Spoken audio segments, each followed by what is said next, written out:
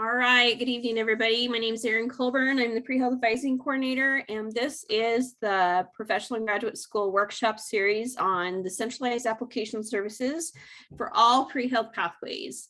This presentation is meant to give you an aerial view of what to expect when you open up your individual application process. So we will be going through each of the steps and discussing what will make the most sense for you to be considering. And I will try and bring in dates and information, but you're going to want to look at your individual dates and information on each of the sites, depending on where you're at. So Shannon and I did this one last year. Shannon had somewhere else she needed to be, so we ended up, I'm doing it this year, so no worries there. So we have some goals tonight. We really want to help you understand how it is that you apply to graduate professional schools across the health professions. We also want to give you some kind of an application timeline. There are different parts to your application that you need to be thinking about, whether it be starting with your primary application, which is the centralized application services, reading all the way to your acceptances. We'll also answer the question, well, what is a centralized application service and how handy is it and how do you start in some of those pieces of information? So the following question is presented. How do I do this, Erin? How do I apply? It's a great question. Well, it's a cycle of process, and I have always tried to stress that you want to prep a year in advance, but you can put something together within 6 months, but that you will be applying over a year, and it's always a year in advance for programs anywhere leading from medicine, dental, PA, PT, OT. Some of the like little baby ones like dental hygiene and things like that, they do 6-month application. But for the most case, you're applying a year in advance. So you want to prepare for that. You'll start with a primary application or the centralized application service. And then you'll lead into, once you've done that, some centralized application services like the DO schools and some of the dental schools will have some of what we call secondary questions or secondary applications built into the centralized application service, but not always. And so you'll want to be aware of that. A secondary application could be anything from a graduate school application. So you're applying to the graduate school. Example could be Idaho State University's PA program. You're applying to CASPA, which stands for the Centralized Application Service for PA, for physician assistant. And you're also having to apply to Idaho State University directly. And so those could be your secondary applications. Oftentimes, secondary applications have things like interview, essay type questions that kind of get to know you a little bit even better. Almost all of them have extra money you have to pay. So you kind of want to be aware of that. So you're going to pay for a primary application, secondary application. And then there are typically interviews. Not all pathways interview their students, not all programs do. Med certainly interviews all their students. Dental certainly does.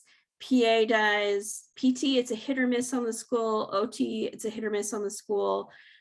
So you want to kind of look and see if you are going to be doing an interview. We have previously done an interview preparation workshop, which you're more than welcome to get the video so you can learn a little bit more about that. And then you get a notice of acceptance. So what is a centralized application service? Well, it is a way for you to apply to fill out one application and then be able to send it out to all of the schools that you want to apply to. It does require membership from the school or program. In the case of MD, DO, all of the MD schools participate in their MD application service. DOs is the same. Podiatric medicine is the same. Texas is the exception to the rule. So Texas state medical schools, they do their own. So even if they're DO or MD, they're on their own kind of centralized service. Dental has their own. All the dental schools are a member. Optometry, all the optometry schools are a member. Pharmacy, it varies. So I'd say probably about 2/3 of the schools use PharmCAS. Idaho State University does. PT schools, it's about 85%. OT schools, it's about 65%. CASPA, it's about 100%. VMCAS, it's 100%. And then NurseCAS, it varies. It could be like 30% of the nursing schools. There's another one called SOFAS. That's for the public health programs. That one, it's most of the master's degrees in public health. So you'll get a copy of this after the meeting and you'll be able to see the slides and you can click on those links depending on where you need. How does this work with a primary application of the centralized application service? Well, it will open up. So for MD and DO, it always opens up the first week of May. It looks as though MD opens up on the 2nd and DO opens on the 3rd. Dental, it usually opens up on like May 12th-ish, around there. And so for PT, OT, it opens up in July. For PA, it opens up next week. So you kind of want to know when it opens so that you can start filling some things out. You want to be aware of that you might want to see if you are eligible for any of the fee waivers or fee assistance, because that can support you in the cost. Usually what you pay is one lump fee for the first school, and then in the individual school after that costs a little bit more, but it's usually a smaller cost. So the more schools you apply to, you'll have those additional costs that go with it. The way that the application process it happens is that typically these centralized application service have a day when you are allowed to submit. In the case of MD and DO, it's typically the last week of May that they have a date where you can actually submit your application. For dental, it's usually June 2nd. For some of the other programs, it's usually 2 weeks after the opening of the centralized application service. So like PT, OT, PA, some of those things, 2 weeks after it opens and you're allowed to submit. Then it goes into verification. Then we'll talk a little bit about the verification process. Once it's verified, then it will go to the schools, and the schools will then start their own individual process and be able to review it. Verification. Verification is when they take the college transcripts that you've requested from each of your individual colleges attended and sent directly to the centralized application service, and the entry part of you entering your courses into the college work. Now, what they're doing is you're going in and you're filling all that information in manually, one course at a time, what grade you earned, what term you had, all of those things. And then what they're doing is they're verifying that that is the same on your official transcript as it is your unofficial. You are going to enter every single class you've ever taken, good or bad. You are going to submit every college transcript you've ever received, good or bad. They will standardize the GPAs. And so at Boise State University, for example, if you retake a course, we honor the grade in the second time you take it or the most recent time you took it. And these centralized application services are trying to standardize it across the board so that a school can decide how they want to handle that. And so they bring in every course, good or bad, repeated or not, and they average GPAs, and they generate a multiple amount of GPAs depending on the program.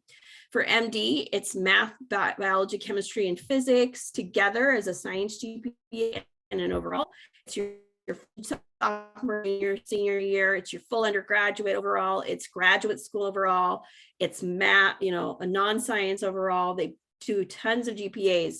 That process takes time. In most cases, in this day and age, it takes about 10 to 15 business days for them to process, so about 2 to 3 weeks. Most of my students last year said that they got their verification within 10, as long as there was nothing wrong, okay? Verification is key. So tell me, true or false, your application gets to the schools the minute you submit your application.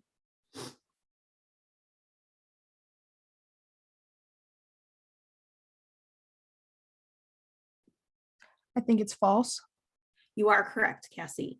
It's false. So you submit your application, it goes into verification. Once it's done with verification, based on the timeline of your program, it gets submitted to the school after that. Okay, does that make sense to everybody? So clarification question with that. So like once it's in this database and in this system, after I get my science GPA or whatever it's calculated, do I have to then go back in and specifically choose the schools that I want to apply for? Or is it going to do that for me? You will do it before you submit. However, a lot of students will blind submit to one school, and you are allowed to go back and add more schools. So you can do that at any point. Your submission is your payment of either your first school or all your schools, right? And then they verify it. And once that's done, they send it to the schools. You can go back in and add another school if you want. So like you can be like, oh, I really want to apply to the University of Nevada, Las Vegas now. You can go in and you can add it. The same application does not have to go through the verification process because it's already done. All you got to do is send it. Does that make sense?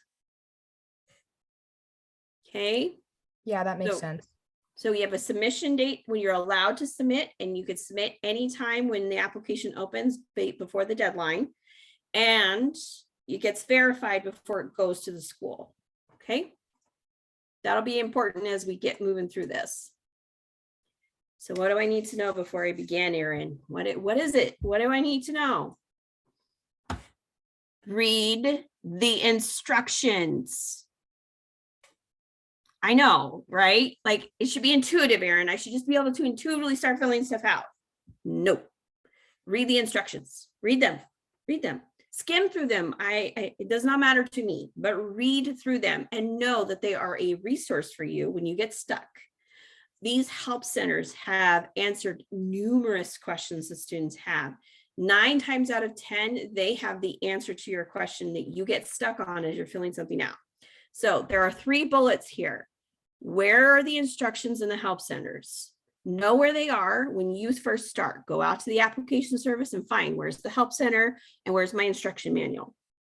2, where are the frequently asked questions? Can I search for stuff? The answer is absolutely. You could totally search within the frequently asked questions. And do they have contact information where I could reach out and ask my question if I can't find it on my FAQs and I can't find it in the instructions? Absolutely. So I always tell students, first thing you do, go find the instructions, go find the help center, go find the FAQs, and find out who you contact if in doubt. Please do those 3 things first. If you still don't have your answer, you can email me and say, hey, Erin, I still don't understand. And I will help you. Okay.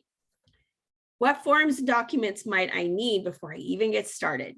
Well, you might want to get a hold of your official transcripts, or at least know how you're going to access those, depending on what institutions you've attended or if you've attended numerous. And also understand that once you open the application, we're going to go through the parts in a second, you will have you can use our unofficial for Boise State, but if you have other college transcripts, you should use the officials for them if you transferred credit. But officials and unofficials do look different, and they're going to be verifying what you're putting in there based off your official versus your unofficial. You want your identification documentation, anything you might need that might like contact information, phone numbers, different things like that for yourself and for your letter writers, all those things. You want to make sure that you know what transcripts you have, what test credit you might have. And that's why it's so important to read your instructions. Know your submission timeframes and your deadlines. So for medical and dental, the application opens up in May. And I've told most of you that the early applications for medical and dental are anything in May, June, July, up to August 2nd. Then it starts to get a little wishy-washy on August. August is kind of not really early and it's kind of not really late. September and October are late. Why, Erin? Well, think about it.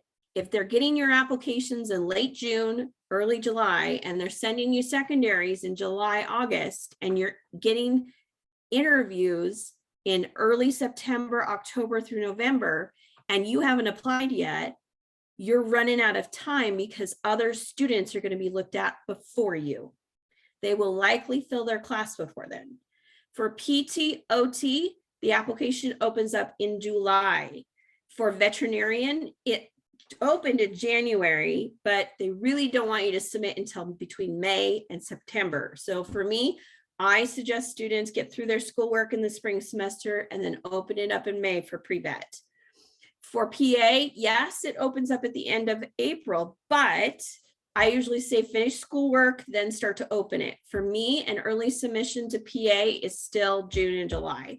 I think a late is August, September, October's death. Okay, there's a reason why these things are called deadlines, right? You're dead in the water.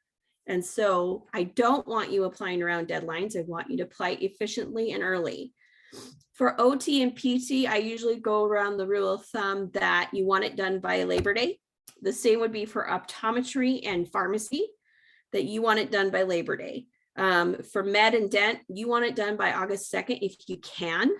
But if you have to push into August, that's fine. September, you should be talking to us about how viable that application is going to be and what kind of risk you want to take. So make sure you understand the deadlines. Make sure you've read through the website of the school and you have an idea of what they're expecting of you. Cassie. Yeah, so my question is just based off of what you said. So like, let's say I take the DAT in June, right? But the deadline, like the application opens June 1st, but I don't take it until like mid-June. That's Do okay. I- You're still in the window.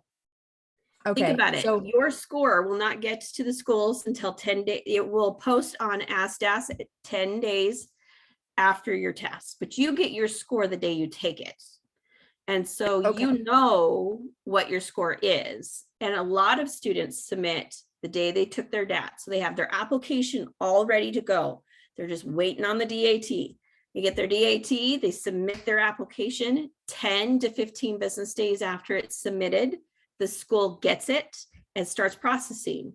So your window for dental is May to August 2nd. If Oh, you okay. submit That makes more anywhere sense. in there, that's early. Okay, It's not makes sense. earliest if it's the middle of June, but it's early. got it. So one of our students who's at UW this last fall, Parker Allgood, didn't submit until July 20th. He got into 7 schools. It's still early if it's June or July. Okay. Great question, Cassie. Schools are rolling. What that means is that they get their application and they start reviewing it against however many they have. If they're reviewing 20 people against each other, your chances are greater of getting an interview. If they're interviewing thousands against you, your chances are less. If you wait to apply in September and October, you're being compared to a larger pool. So it's advantageous for you. It does not have to be day one. Okay, you don't have to hard stop because you didn't get day one, June 2nd or June 1st or whatever it is. Just know that you want a perfect application. You don't want a mistake in there just so that you could get it in there early. The last thing you want to do is spell position wrong. Priscilla. So if my scores for MCAT are coming in June, should I just have everything ready and then open it when the scores come in dependent upon the scores? Yes, that would be what we call a non-blind submit. So Okay. June is a safe month. July is too. If you were taking your MCAT in July, I would say you might want to look at your practice exams and see if your score might be pursuing a number that you like and blind submit to one school. But if you're getting your scores in June, you might as well just wait for them. Okay. Okay, does that make sense? Yep. All right. True or false? You should just jump into the centralized application service and play around with it without reading the instructions. False. Dang right, folks. Read the instructions. Please read the instructions. What are the sections of a typical centralized application? You'll have identifiable biographical information, your phone number, your email address, all of those things. Your age, your social security number, your all of that will be identifiable. How you identify culturally, how you identify with race, all of those things will be built into that first kind of section. And sometimes it's just, sometimes the the DO schools, the PT schools, the PA schools, they use the same company, Liaison. And so they have these tiles that kind of break the sections out. For AMCAS, it is just different bullets that you're building off of, different sections. So the first one is identify biographical information, legal name, preferred name, alternate names, all of those things, okay? Schools you attended. When you first open it up, if you do anything, do the first two, do the biographical data and do the schools attended. The reason why this is so important is because a document is generated when you put in Boise State University from 2015 to 2020. It generates a document that says, and I apologize, I'm going to pause this recording. Sorry, folks. My son is playing football this year. Okay, so schools attended. It will generate a button or a document that you can save to your computer. I would save it because most of your schools, Boise State as an example, use a national clearinghouse to run your official transcripts. And that document needs to go with your official transcripts. And so what you'll do is you'll go into Boise State, your student center, and there'll be a link to request an official transcript, which will redirect you to the national clearinghouse. It will generate that PDF once you put the schools attended, and you will attach it as an upload to your request. Okay. You do not need to send high school transcripts, but you do need to list the high school that you graduated from. Okay. But you do need to send every college transcript, every regionally accredited college transcript needs to go. So you need to send each one of those, and you need to list them in the college work, but the colleges attended is probably your second step after opening the application. Courtney. So with that, when you're saying that through the Boise State portal with the clearinghouse and sending that PDF, will Boise State send, or will that clearinghouse send the transcripts for all of the other colleges that you've been through, or do you have to go through all of each individual portals? Correct. Okay. So you have to go through that's why you generate each of the PDFs separately. So you do Boise State, you do CWI or whatever college transcript you have, you do the colleges attended and the dates, and then it generates those PDFs, and you go out to these individual schools and get official transcripts from those individual schools. Most schools nowadays use the National Clearinghouse to make the request. And so you upload each of the forms for each of those individual schools. Did that answer your question, Courtney? Yeah, I think so. Perfect. All right. Again, requesting transcripts. There are things like military transcripts. If somebody was a member of the military and had those, that you can get uploaded and obtain those records and have those submitted to the centralized application service. Okay. My advisor can get my official transcripts, true or false?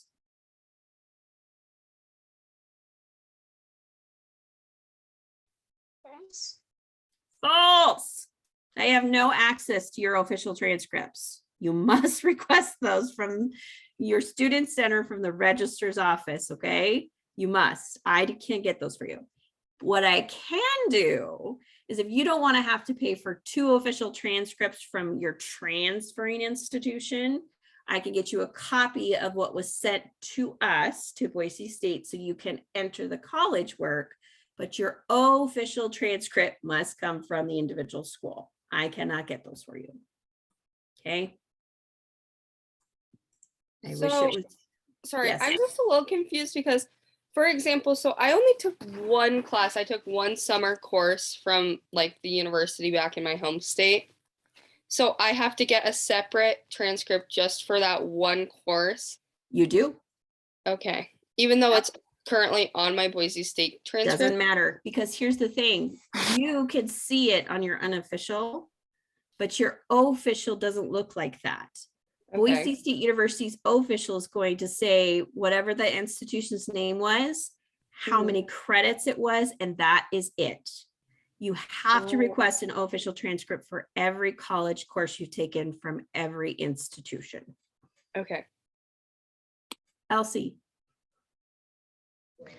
Okay, so then if all of our classes were from Boise State, we can use our unofficial transcript then to put in all of our classes, right? We're Mhm. just requesting the official transcript so that they have it. Is that correct?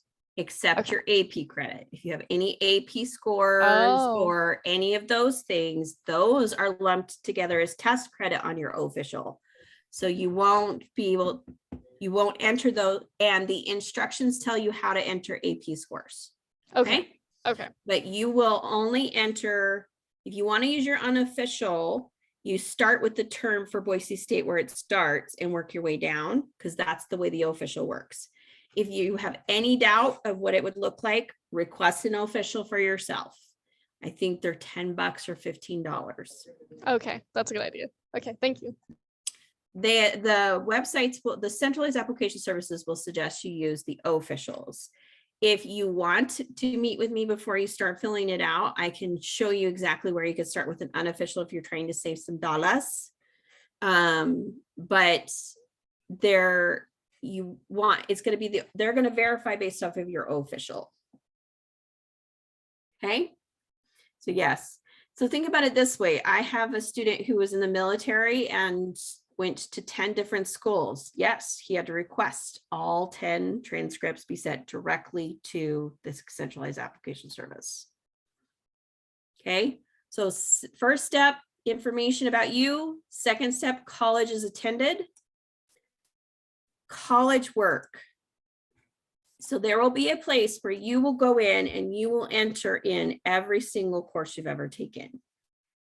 Don't miss anything. Yes, you'll put W's in there. Yes, you'll put repeats in there. You will put every course you have on your official transcript from that school, and then you will move on to whatever that other school is and put it exactly like it is there. You'll put a course number, you'll put title, you'll put term you took it, you'll put grade, and you'll put whether it was science or non-science. They give you lots of categories to do this in. You'll do it chronological, year and term, year in school. It's broken down this way, and you will put all the information in there. There, like I said, there is course classifications. A lot of you ask what you should put UF under, so University Foundations. I always just put it under humanities.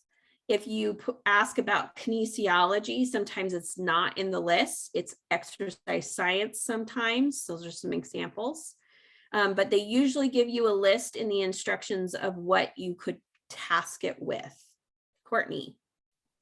What about honors courses? I would put those under humanities if they don't have an honors one listed. Okay. That was a great question, Courtney, and that comes up quite a bit.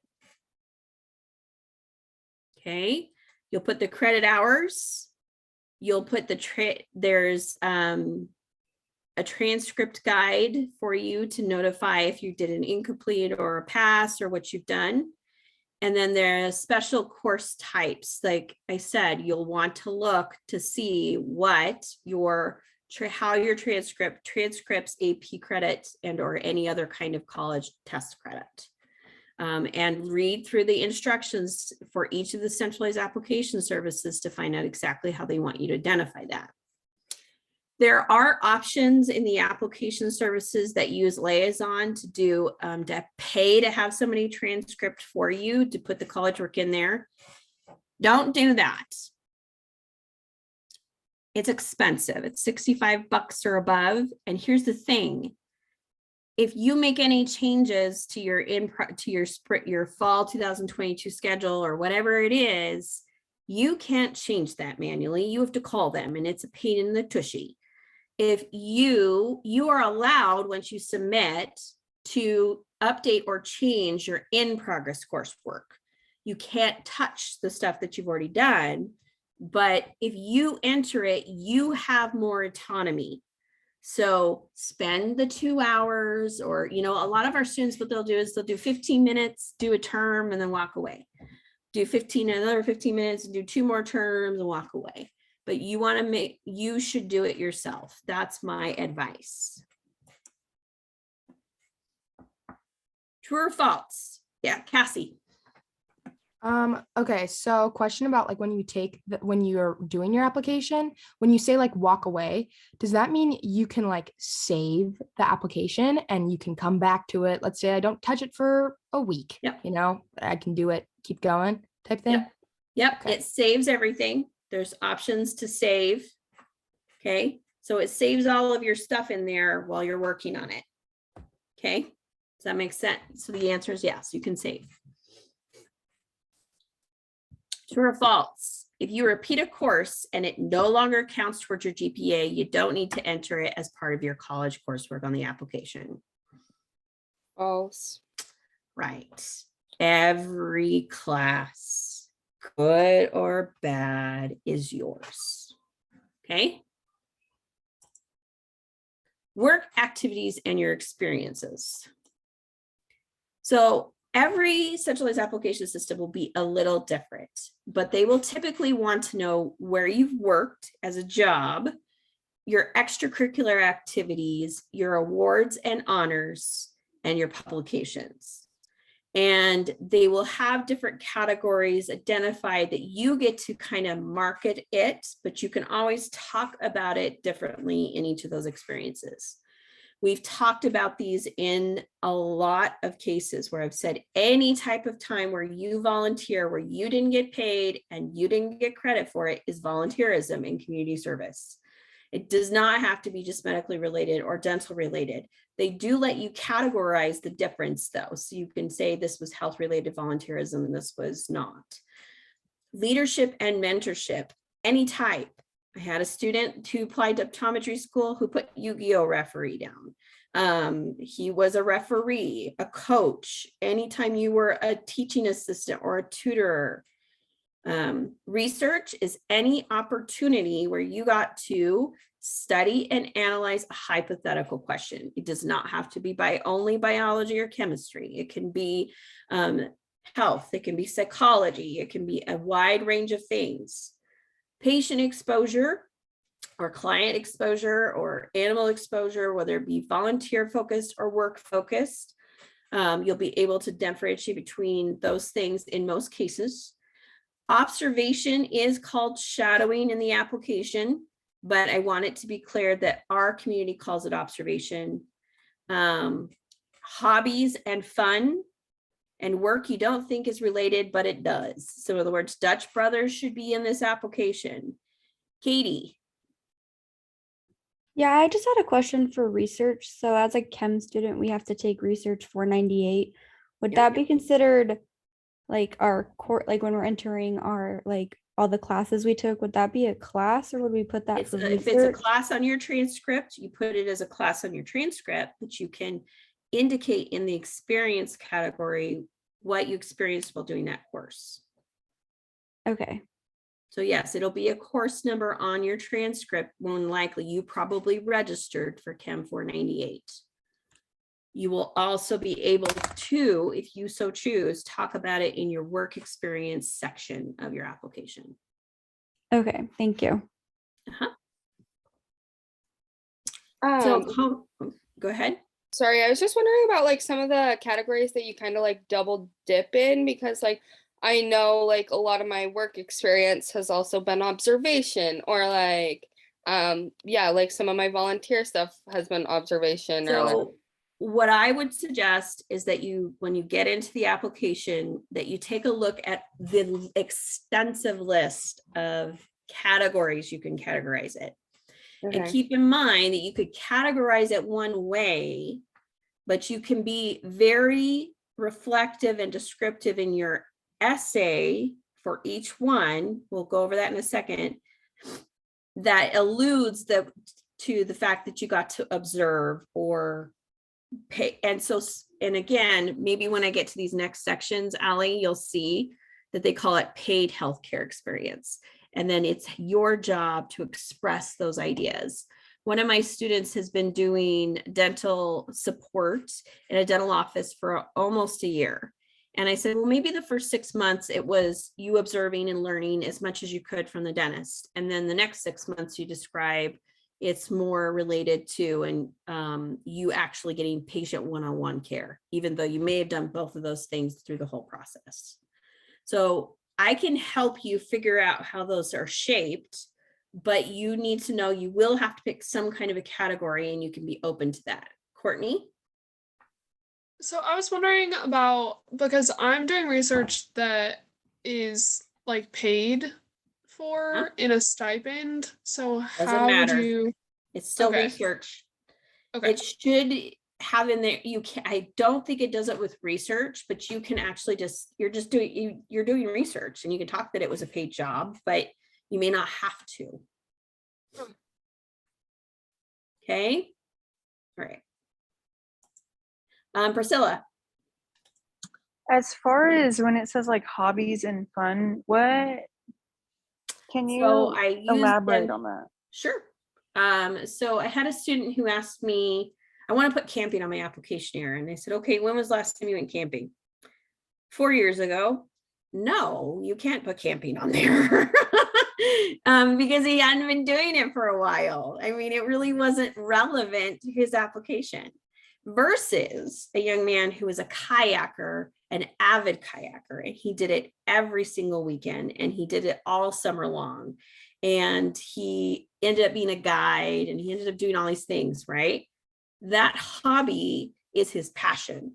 And he can talk a lot about how it probably transfers to who he is. I have a student who's a writer who enters herself into a lot of writing contests. I have a student who put on their application, they were a pro bass fisherman. Clearly a hobby, clearly something he'd love to do for fun that he believed in. Piano, if maybe you're not in a band or an orchestra or a musical ensemble here at Boise State, but you play the piano regularly. Why not share those things? I'm a violin player, or I like to bake, those are fine things to share if they speak to you about who you are. If you do it only like once in a blue moon, it's probably not going to be healthy to have it there. But if it's something that's you, CrossFit is another good example. Okay, thanks. Yep. Anybody else? Okay, let's get through these and then there might be some more. So AACOMAS and AMCAS are the MDDO applications, and they do have categories such as non-healthcare volunteer or community service. So that would be like Boys and Girls Club versus Red Cross. Healthcare experience, it can come in a wide variety of arenas. I always think healthcare experience could be hospice or working in a hospital or working in a clinic, or volunteering for the crisis hotline for me is healthcare experience. Those are some examples, not limited to. Research, this is again MD applications. Research is completed preferably in addition to or outside a regular classroom, preferably meaning that we know that it got a little harder with COVID. And so I would say if you've presented with a hypothetical question, go for it. Volunteer is anything you did that you didn't get paid for, that you do out of your goodness of your heart. I can give you examples of my own. I'm the assistant coach of the football team for my husband. I'm also the head soccer coach for my daughter. Those are volunteer activities that I do not get paid for, but I do them because I give a service to others. PT, OT, and CASPA also have patient care experience and healthcare experience identifiers along with the others that you saw. So they might call it patient care and healthcare, and the difference being patient care is direct patient care where you are interacting with the patient. That might be an EMT or a CNA, a phlebotomist, physical therapy, dental hygiene, etc. Healthcare experience is you work in the healthcare system. I often use this as scribing as an example, because most scribes, while they're in the room with the patient, aren't directly in the patient's purview. In other words, the doctor is. So some students can describe it like that. Shadowing, that's the observation piece, right? That could be in our COVID world. It could be virtual shadowing. It could be you doing multiple informational interviews. You just have to express that the reasons behind you doing those things are related to the difficulties of getting that exposure, but that was your intention, was to learn more about the field. Leadership experience is a wide range. It could range anything from coaching, Sunday school teacher, tutor, mentor, peer advisor, lead researcher, manager at work, supervisor. I always think about camp counselors, and anytime where you're leading another human being is a mentorship or leadership position. Teaching experience, so like if you got the opportunity to facilitate and teach a course, some of our honors students get the opportunity to be peer educators. That could be a teaching experience, or you're a TA, so a teaching assistant. The veterinarian one does have a specific one for animal experience where the veterinarian is not involved. Veterinary experience where there was a veterinarian, and volunteering with non-animal related. Each of these experiences are going to have a box where you will get to reflect and describe. It probably says description, which is unfortunately not very helpful.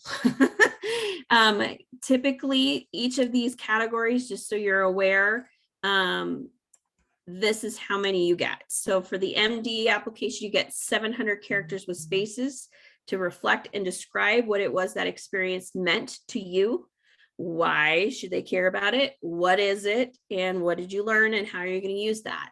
You get up to 15 experiences with your AMCAS application, and you get unlimited with AACOMAS. The cool thing about the AMCAS application is you get 3 that you can mark as most meaningful and expand on with 1,325 characters. As I've always said with these, please keep in mind that these are your one way to express yourself differently than another person. If you only describe the job duties of a CNA, you are boring. If you describe what you learned while being a CNA, you are unique. So keep that in mind. But 700, 600 characters, unfortunately, is not a lot. But the key is making sure that you are succinct, but that you are very reflective. I would say 80% of each of those boxes needs to be reflective, and 20% is descriptive. There is a previous presentation about writing experiences that has a couple of models on how to do this efficiently. I am happy to read anybody's work writing experiences and give you direction and pointers before you submit your application. I'm available year round. I will be here during the summer. You can email them to me and then set up an appointment a couple of days after that, and I can read through them and give you some pointers and direction. I'm happy to do that. And so, Allie, going back to your question about, well, what if what I'm doing is both observation and patient exposure? You could likely say it's patient exposure, but in your writing category, you tell them what it was that you learned and what it meant to you. You can also break it up if you've been doing it over a long period of time and say maybe your first initial months were you being in training, and then this was when you actually got to do the work. So how you market it. I always tell students, there isn't one experience that's better than another. Now, do you need to qualify it with how often do I do this? Is it worth the space? And if you have a doubt, ask me, because I'll be honest with you. I'll say, I don't think so. Or, ooh, you know, I think that would really speak to who you are. You often will get several date ranges, up to 4 for recurring events.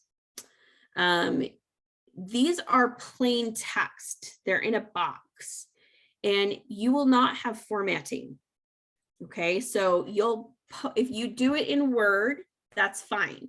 Just keep in mind, when you paste that information in there, you want to paste it as plain text. So you won't be able to bullet or indent. You won't be able to bold it. You won't be able to underline it. So keep in mind that you're not going to get any formatting in this. It's just a huge, gigantuous text box. Same goes for your personal statement. You will place it in as plain text. You won't get any of those cool formatting tools, nor would I want you to bullet things because that's not very reflective. That's just little anecdotal points. That doesn't make sense. Be honest. Don't underestimate yourself, but don't overestimate yourself. I'll use a very broad, a very loud example. A young man who I don't know, I just heard this from an admissions committee, wrote in his personal statement that life is like chess. And he was very descriptive about chess and about how important chess is to him. So when he came to his interview, the interviewer had a chessboard sitting in front of him and the young man did not know how to play. Don't do that to yourself. This is you. They're trying to learn about you. So be important that you share those. Be proud of who you are. Yes, it's really hard to have a 360-degree mirror and look at all of your things and think you have all these flaws and that they shouldn't see them. And here's the thing, you have all these beautiful things about you too. And so if you got like a scholarship, that's an honor. If you were on the dean's list, that's an honor. If you received any type of scholarship going into Boise State University, do that. If you got an award in a club or association, put it in there, okay? The awards one, you can kind of bullet in a way, you can list them out. If you're not, unless one of them was really meaningful, then you should make it its own little unit. Know where the event took place, when it took, and who might be the supervisor. The most important part to making it meaningful and impactful is knowing why you did it and what you learned from it. So you're always asking the following 3 questions. What was it? Why does anybody gonna ever care about it, including yourself? And what are you gonna do with that information now? How is it going to impact your ability to be a physician or a dentist? And you may not think it's gonna be huge if it's camping or something like that. But think about this, you have to pack to go camping. You have to know and organize yourself. You have to be prepared when you go camping, right? Because it might rain and you need to be covered and not wet. So everything is important, and be less descriptive and more reflective. And if you have to be descriptive first, when you first draft it, and then scale it back.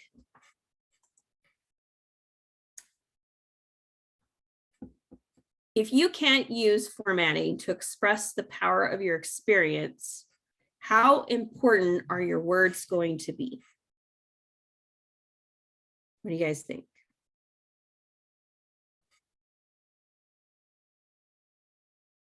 You can't shout it, but you need it to be important. How important are your words? Very important. So what I want you to hear is that multiple drafts of the writing experiences, multiple drafts of the personal statement are very important. And you shouldn't cut any corners here. You shouldn't, if I read it and it sounds like anybody could have wrote it, if I can't read you in it, I'm going to tell you because I don't want that to happen to you. That is the #1 flaw of writing descriptively instead of reflectively. Letters of evaluation is another section of the application. Most of these centralized application services have a letter writer service built in. The MD application allows for 10 of those letters of recommendation. The rest of them, the centralized application service from PA to DO, I think you get up to like 5. I might be wrong about the DO one, but in most cases it's 4 or 5 limit. And in the MD application, you can actually designate which schools you want it to go where. The same would be with the other ones, it's just you're limited on how many letters. And so you could say, okay, these 4 schools get this letter, or this one gets this letter. The benefit of using that option is like if you have somebody who's an alum and wants to write a letter for you and you only want them to address that school, then you would only want it sent to that school, because you want your letter writers to write generally about, not specifically cherry pick a school or information there. Same with your personal statement. You don't want to identify one school that's like your dream school that you want to go to. You want to say, I want to get into a school. You will go into the application. If I was to say the order of what you'll probably do is you'll do biographical information, colleges attended, so you can request those transcripts as soon as possible, and letters of recommendation, so that you can get the information to your letter writers to give them enough time to provide you with a letter of application, letter of evaluation. For the MD schools, we'll generate a PDF that I would just save and email to your letter writer, so it's easier to click on the link. And for the other schools, for DO, PA, PT, OT, optometry, any of those things, it will generate an email that is sent directly to the letter writer for their email information. There is in the instructions a little blurb that you can send to them. Please watch for this email. But here's the key. The minute you put their information in there and save it, not submit it, save it, they get that email. So if you have not asked them yet, then don't put their information in there, because if you save it and they get the email before you ask, that sucks, because nobody wants to get asked by getting that sent to them. Because if I don't know someone well enough to write them a letter, I'll decline it. So make sure you ask them before you put the information in there, okay? And then when you hit save, it automatically sends them that email. Letters of recommendation are not required before the primary. In other words, like you could submit your primary and your letters aren't going to get there, may not be there yet, and that's okay. PA and PT, I believe you have to have 2 of your letters in before they will verify your application. But other than those little tiny rules like that, you can have your application completely done and you can submit, and you can even get verified, and your letters could still be out, and that's okay, because the minute they get uploaded, they get sent directly to the school. So I always tell students, be kind and graceful to your letter writers. If you are planning on submitting in June, tell them you're submitting in June, but when you get verified, that's when you go back to them if they haven't finished it and say, hey, I've been verified. I just want you to know my school has my application. It'd be very important for them to get your letter. Okay. So I had a student who gave me 2 weeks to write a letter, and the application hadn't even arrived yet at the school. And I was like, that's kind of not okay, because I know how this works. So, and I probably will be honest, I'm one of the later ones, because I know I wait for you to say I'm verified, and then I put you in my queue to write the letter. That doesn't mean that I don't write a good letter. I'm not a procrastinator when it comes to letters, but I try and do them in the order of when things get verified. Okay. Does that make sense to everybody? Types of letters: individual letters, committee letters, and letter packets. Boise State University does not have a committee letter or a letter packet. All your letters will be individual, so make sure you address it as such. Committee letters are something that schools might prefer. However, they know that there are schools like us that do not write a committee letter. It is not frowning, it's not harming you by us not writing a committee letter for you. In my book, it's better, because then you go out and request for an individual letter and they write about you because they trust them, that they know you. Okay. Again, there are some like AMCAS that it generates a PDF form. Others, it will send an email. Make sure you ask them before you put that information in there. I always suggest students provide a resume to their letter writer, the form, and if you want a personal statement and anything they ask for, okay? So I went through and looked. So AMCAS and AACOMAS are the MD, dentistry, veterinarian. You need these letters before verification. So like for MD and for dentistry, you can submit without your letters. For these others, you won't get verified before unless you have your letters in. Okay. True or false? My pre-health advisor at Boise State writes a committee letter.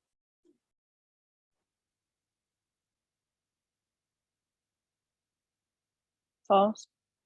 That is correct. I don't write a committee letter. I write an individual letter. Can I write a letter for you?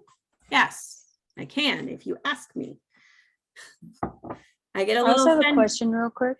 Yeah, What did you say about the like what to provide your writers? You said I suggest a resume.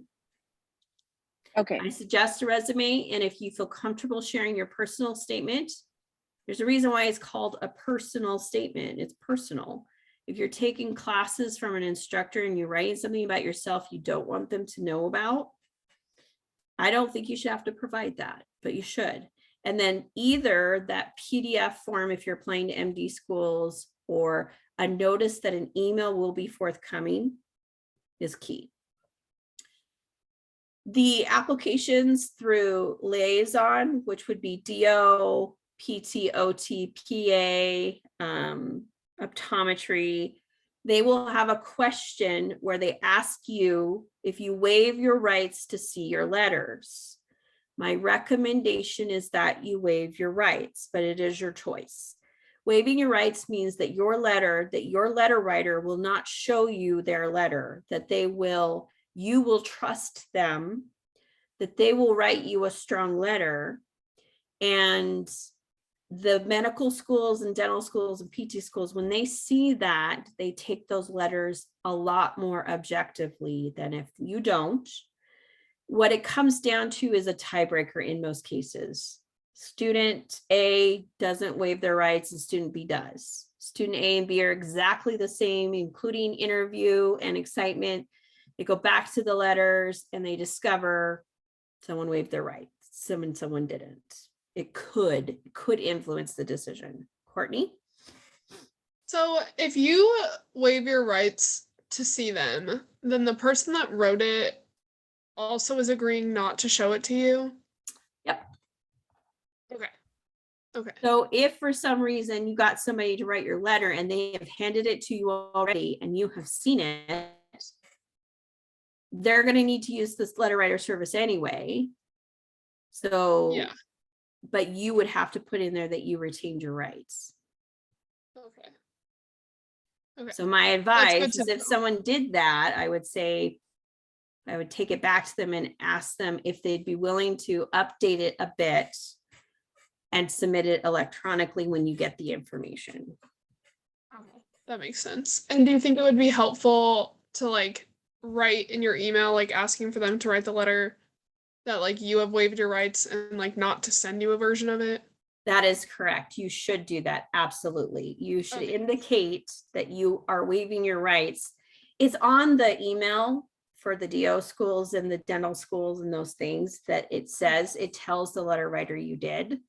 But it is good, smart advice to just let them know that you want this letter to be confidential and you do not want a copy of it. Allie? Thank you.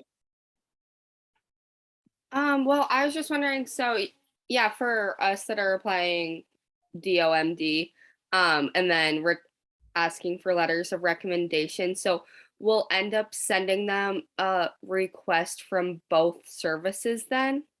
So what you'll Or- do is I would craft an email and I would attach the PDF for MD.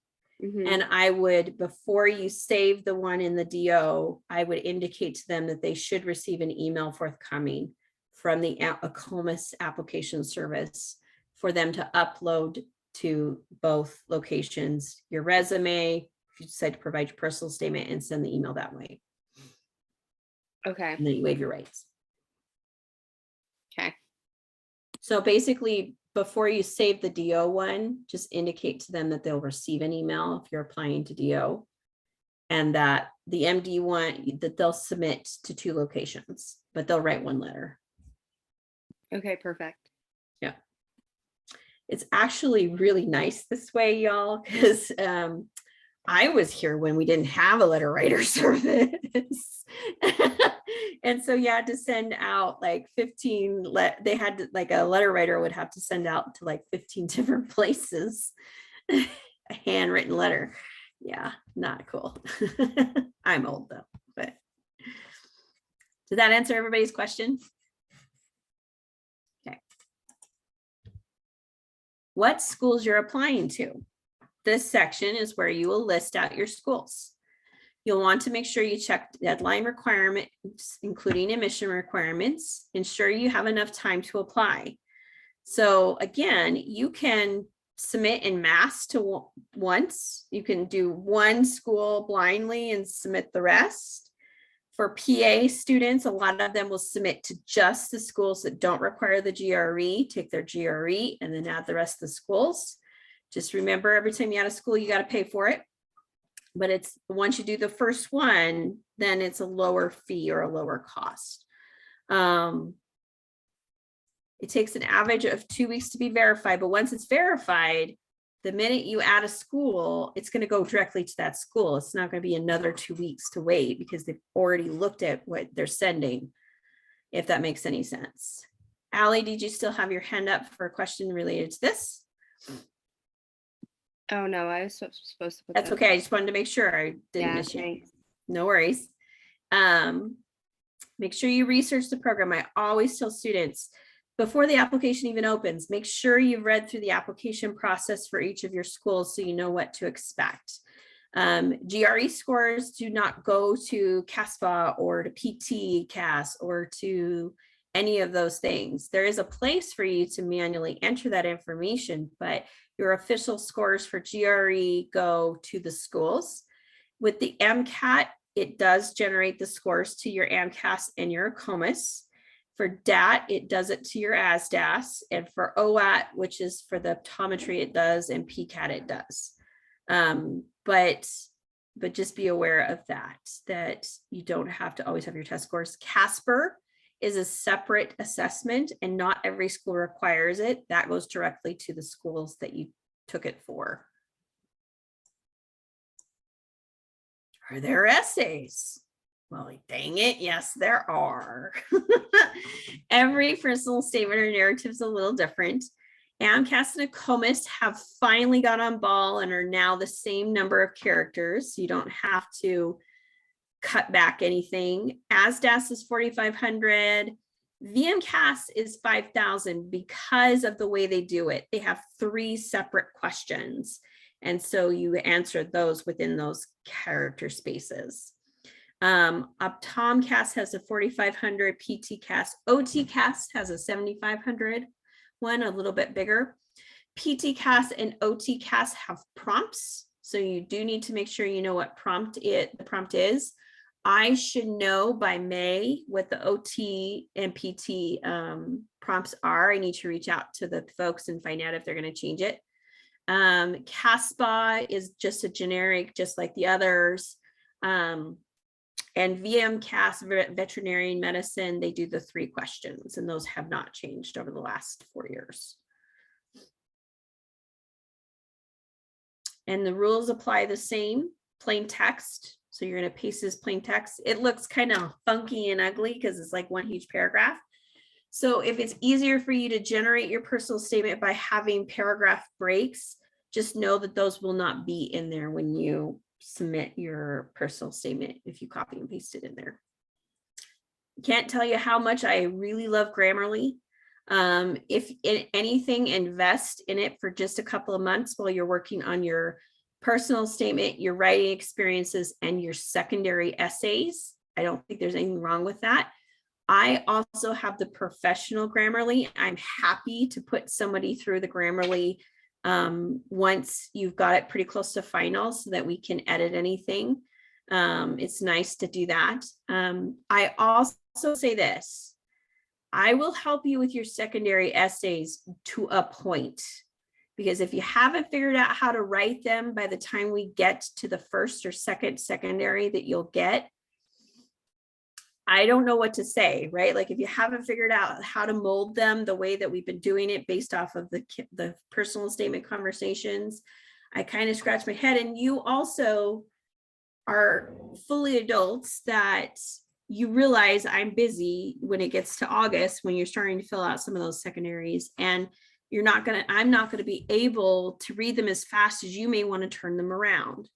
So the first couple come out, you want a little bit of help, I'm more than happy to do that, but then I'm going to set you free and say, you can do this.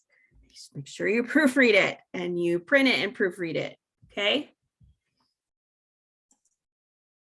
There are certain programs that have COVID essays, and they will for a while.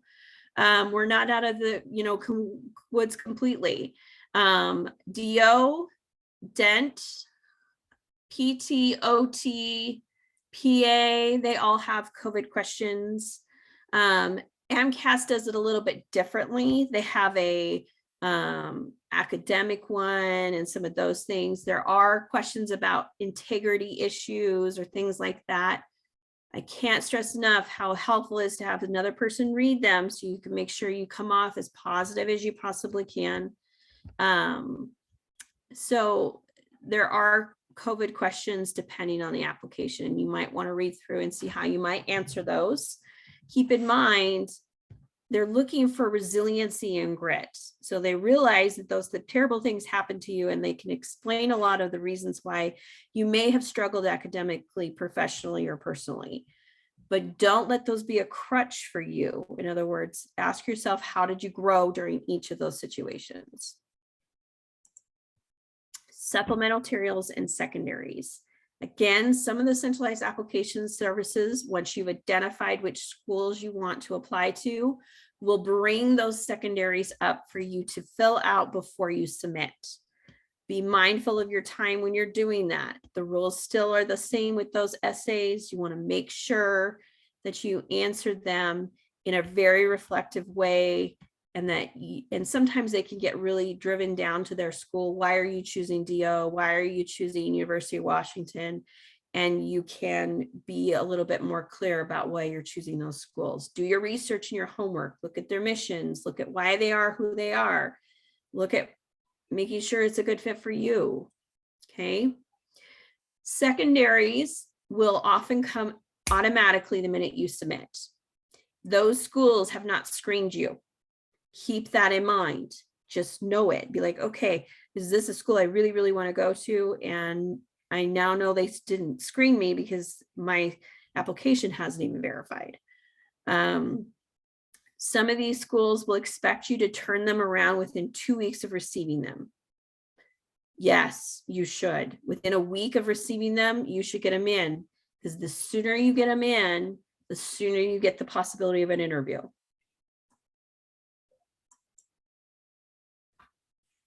When writing your personal essay, what is better, being descriptive, just the facts, or reflective, why it's important?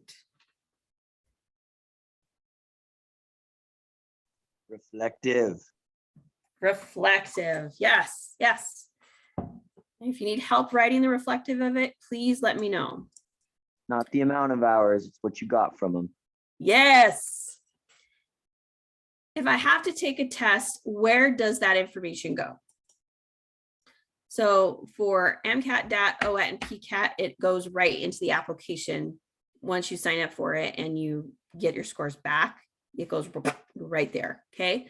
For MCAT, it takes 35 days after you take the test for it to upload and you to get your scores. For the DAT and the OAT and the PCAT, You get the scores the day you take the test unofficially, and then 10 days later, it loads to the application.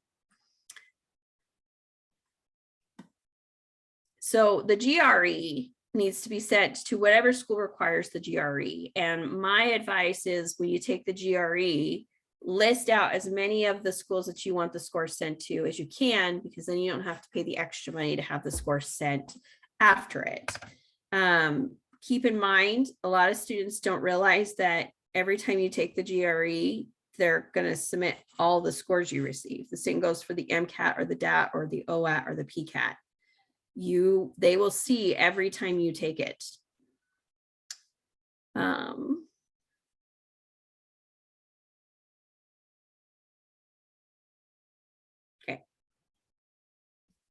Does that make sense for everybody?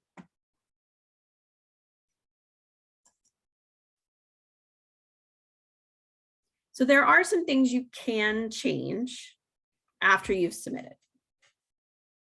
ID numbers, legal names, preferred names, alternate names, contact information, alternate contact, letters of evaluation you can continue to add, but you can't delete. Okay. Next test date, you can update them with that information. If you have to retake a test, you can add more schools. You can release of application information to your pre-advisor. You can change that if you decide you don't want me to know that you were successful in getting in. I like it when you tell me. That's when I get to hug you and jump up and down and scream with you. So, but that's just me. Monitoring your application status. They are so good at emailing you, and you are so good about looking at Facebook, Instagram, and other social media sites. Go into your application. Be timely about it. Once you've submitted, you'll be notified when you've been verified. You'll be able to go look at your GPAs and see all the calculations and do all those things. Check it regularly though. The cool part is you may have waived your rights to see your letters, but you will be notified when they upload. So the minute I send the letter to the system, you get an email that says your letter's been uploaded by Erin Colburn.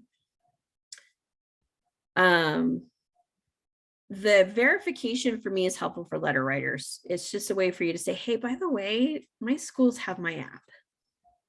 And that can be very important. You can select your view application status or your history from the main menus. This information is available 24/7. So it's kind of nice that you can check those things out. There are a few maintenance periods, but it's pretty rare. Have a plan. Know when you want to submit. Know when you want to take your tests. Know when you want to make your requests and when you want to timely email your letter writers and politely poke them a little bit. I'm not kidding about the politely poke though. Be fair to them and give them enough time. I would tell you 2 weeks is not enough. I would say give you at least a month to your letter writers before you start poking them harshly, unless you've verified. Apply early. Depending on the type of program you're applying to, early can vary a little, but June and July are your early months. But don't rush your work. In other words, if you get into the thick of it and you are overwhelmed and you don't feel like you're getting all your T's crossed and your I's dotted, stop and slow down and do this right. There's nothing wrong with having multiple readers on your stuff. I'll update these links with the new ones, but we do have the personal statement workshop, the writing experience workshop, and the letters of recommendation workshop. I want to talk to you about your social media presence. Yes, medical schools and dental schools will look at your social media. If you have things on there that are not professionally appropriate, you might consider moving them or shifting them or deleting them. You are going into a profession, and if you have a social media presence, they will likely see it. And so you have to ask yourself, what do you want that to look like? And so I want you, as you begin the process of starting to submit information to these schools, to think about what your Facebook or Instagram looks like and what you choose to post on that. I am not judging anybody, but again, you don't want to give them a reason to think that you are unprofessional and you are going into a profession. The best way I can equate it to is maybe in college, when you first started, you could get away with going to a class in your pajamas. But when you go to medical school or dental school, you'll be expected to wear business casual because you are going into a career profession. So think about your social media. It is your choice how you present yourself, but just remember, stuff gets out. Even if you are a private person and you don't have a lot showing on your stuff, if one of your buddies reposts or reshares something that you posted and it's not appropriate, it could be seen. Be aware that many of these centralized application services have the ability to allow you to request your background check in advance. Background checks, make sure that you are open and honest. If there's something there, make sure you disclose it, because it's better to have them ask you about it than for them to find it later. Okay. The emails are correct. My You Can Book Me is active and running again. It's Erin Colburn, my first and last name, .youcanbook.me, or you can email me and I can send it to you. I am doing our appointments. I need to get my orientation schedule in order for May, but I will be available May, June, and July and August for application, and it'll be on that link that you'll use. Okay, you can always email me and ask a question, whatever it might be. Panels, these dates are wrong. Hang on, I'll just fix the, I'll just fix these, hang on. So dental is on Monday at 5, April 25th, and pre-med is on Tuesday at 6. And unfortunately, we are just don't have enough bandwidth to do the pre-health one this year. But if somebody wants to talk to somebody who went through the application cycle, I'm more than happy to do that. We also have one really cool program next week. It is Tuesday, it's Zoom, and it is April 26th, Tuesday at 3 p.m. It's called CENU. CENU is a medical Spanish immersion program. It does cost money to participate, but it's 2 weeks online, 8 to 8, Monday through Friday, for 2 weeks in June. They're coming to present about their program. One of our students did it last summer and learned Spanish in 2 weeks. I'm not kidding, medical Spanish, like very well. He started out with little to no Spanish and he was all over it. It was pretty cool. So I'll be sending out those email invites. Please come to the pre-dental and pre-med panels for sure and ask questions. These individuals have worked hard all year long to get accepted to medical school and were successful. And they're going to be open to answering your questions. The only one I let them decide is if they want to share their test scores and their GPA. Does anybody have any other questions about what we went over today? Courtney? I have a couple. So, Sure. because I was just trying to save them to the end so I didn't hold you back. So for shadowing for dental school, I shadowed 4 different dentists because University of Utah recommends that you do that. Yep. And so when you're writing your experiences, should I do 4 different experiences? I think the answer I'm going to tell you is yes, because I believe the dental application doesn't have a limit. Okay. And so then my follow-up question to that is in general, for all of the experiences, because there isn't a limit, is there too much?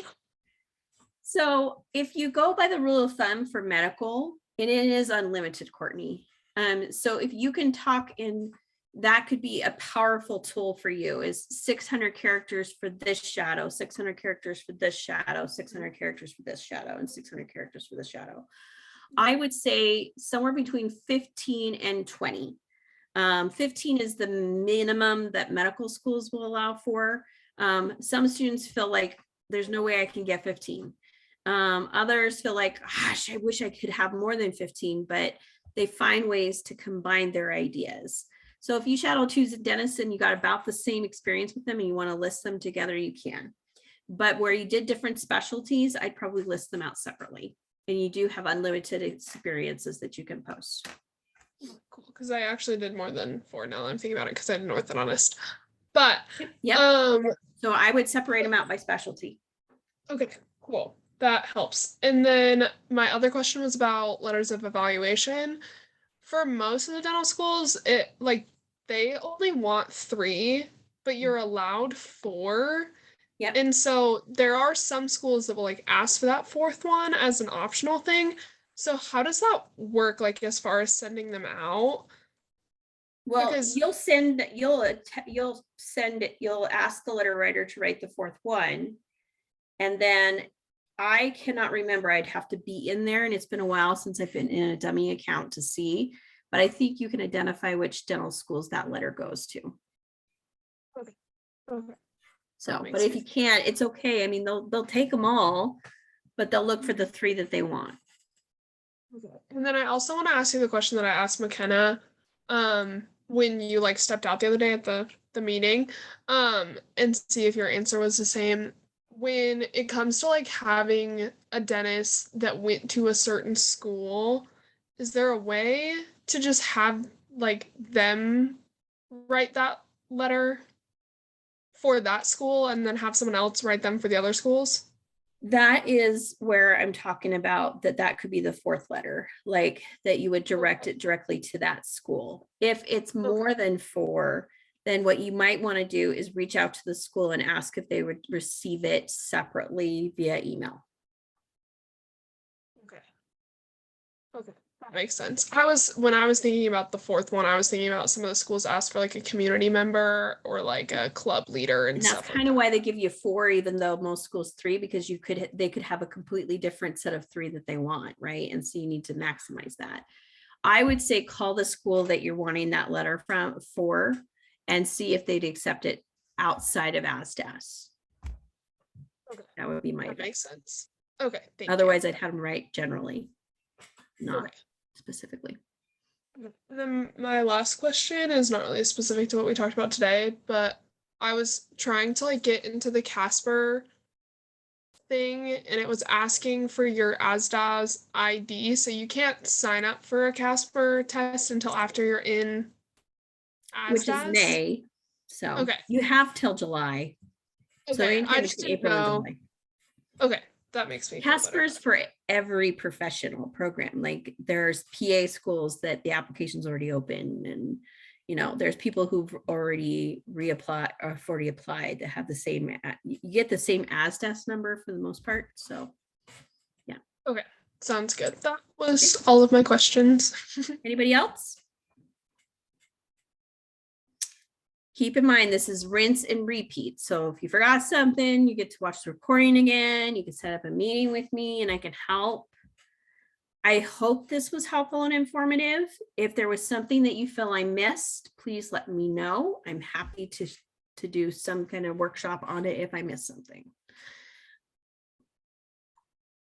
Well, it's 6:27. I couldn't have done it any better. You all have a wonderful evening. And I hope to see you all next week, either at the dental or the med panel. And we'll go from there. Sounds good, Erin. Have a good one. You too. Thanks.